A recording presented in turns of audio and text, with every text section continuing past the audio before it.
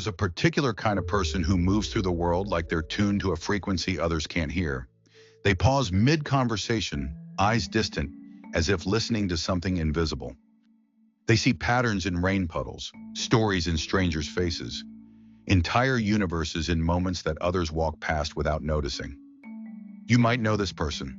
You might be this person. They carry an invisible weight that others can't understand. It's not sadness exactly, though sadness is part of it. It's not anxiety, though anxiety lives there too. It's the weight of feeling everything more deeply in a world that often rewards emotional numbness. They are the creative souls, and they live with both the gift of seeing beauty everywhere and the curse of feeling the world's pain as if it were their own. Inside the creative person's mind lives a different kind of operating system. Think of most brains like smartphones, processing information in neat sequential order. But the creative mind operates like a vast web, spinning connections between ideas that seem completely unrelated to everyone else. They can't turn it off. Ideas arrive at 3 a.m., interrupting sleep with urgent whispers of possibility. They surface during mundane conversations about weekend plans, demanding attention like children tugging at sleeves. They emerge in quiet moments, transforming grocery store trips into philosophical journeys about human connection and the poetry of everyday survival. This is what psychologists call divergent thinking. It's the mind that looks at a paperclip and sees not just a fastener, but a lockpick, a zipper pull, a tiny sculpture, a symbol of how humans bend simple things to serve complex needs. But here's what others don't understand about this gift. It's exhausting. The creative mind doesn't just think about one thing at a time, it processes the world through multiple lenses simultaneously.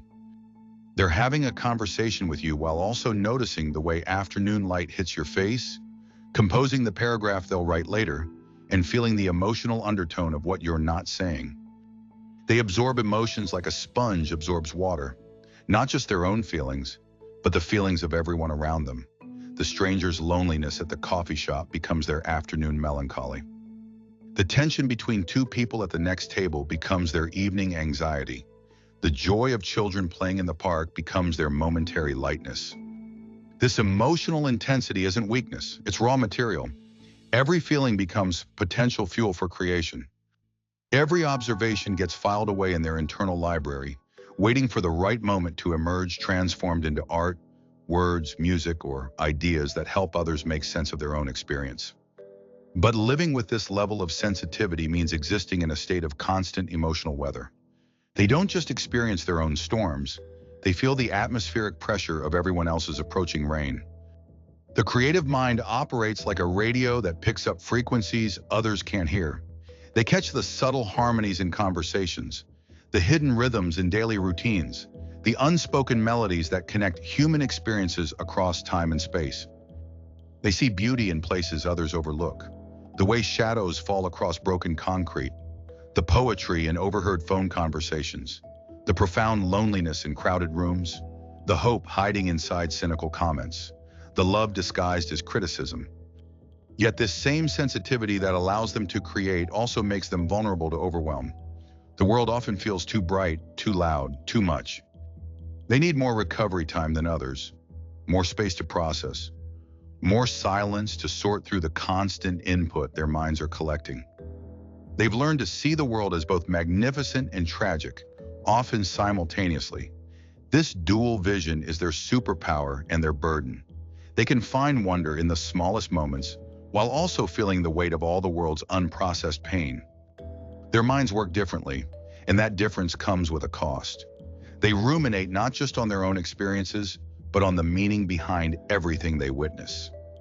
They can't see a homeless person without imagining their story. They can't watch the news without feeling the collective grief. They can't witness injustice without absorbing some of its poison. When someone dismisses their work, the creative person doesn't just hear, "This isn't good enough."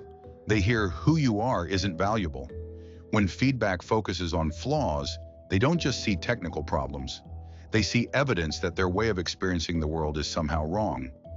The inner critic that lives inside every creative mind becomes particularly vicious during these vulnerable moments. It whispers comparisons that poison confidence. Real artists don't struggle with this. Everyone else makes it look effortless. You're just pretending to be creative. This voice knows exactly where to strike. It attacks not just the work, but the audacity of believing they have something worth sharing. It questions their right to take up space in a world already full of art, already saturated with voices claiming to have something important to say. The post-creation crash hits without warning. After weeks or months of intense creative focus, after pouring everything into a project, completion brings not satisfaction, but emptiness. The work that consumed their thoughts suddenly feels foreign, disconnected from who they are in this moment. They look at what they've made and can't remember why it mattered so much. The passion that drove them through late nights and early mornings has evaporated, leaving behind only the strange artifact of their former obsession. This crash isn't creative block, it's creative grief. They're mourning the end of the relationship they had with that particular piece of work, the daily intimacy of bringing something new into existence. The creative person faces a unique form of imposter syndrome. They question not just their skill, but their identity. Am I really an artist or just someone who makes things? The difference feels enormous, though others can't see it.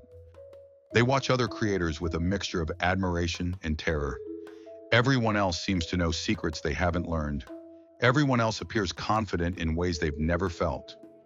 Everyone else looks like they belong in the creative world, while they feel like visitors who might be asked to leave at any moment. The pressure to monetize creativity adds another layer of complexity. When passion becomes profession, when art becomes product, something essential shifts in their relationship to the work. The pure joy of creation gets tangled with concerns about marketability, audience appeal, commercial viability. They start second-guessing their instincts. Is this idea too weird, too personal, too different from what's selling right now? The voice that once guided them toward authentic expression now competes with voices demanding strategic thinking.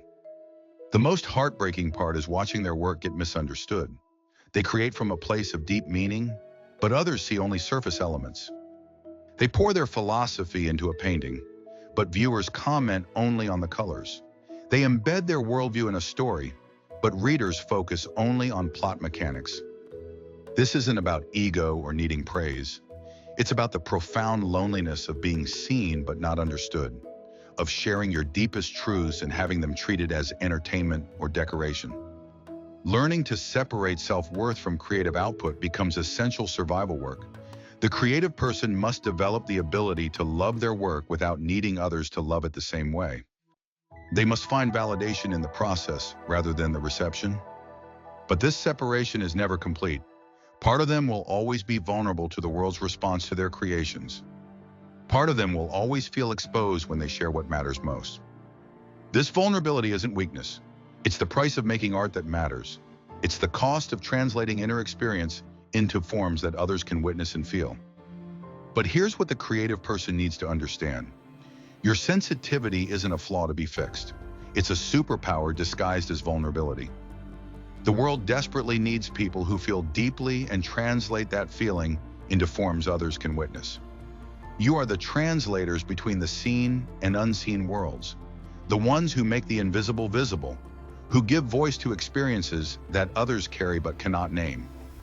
Your rumination isn't over.